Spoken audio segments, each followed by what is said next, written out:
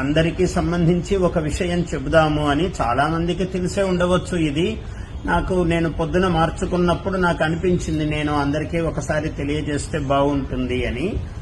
అయితే ఈ యజ్ఞోపవీతం గురించి ఒక సామెత ఉంది లోకంలో. ఎగదీస్తే బ్రహ్మహత్య, దిగదీస్తే గోహత్య అన్నారు.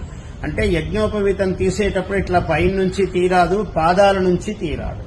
మరి ఎలా తీయాలి అంటే మీకు చూపిస్తున్నాను.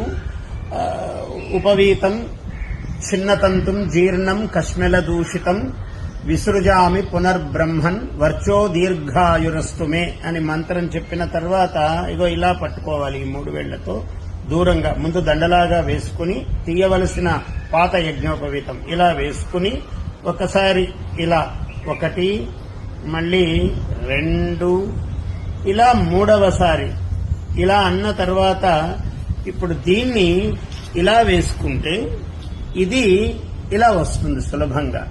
చూడండి, అంటే ఇది పైనుంచి తీసినట్టు కాదు, కింద నుంచి తీసినట్టు కాదు, ఎటువంటి దోషము ఉండదు.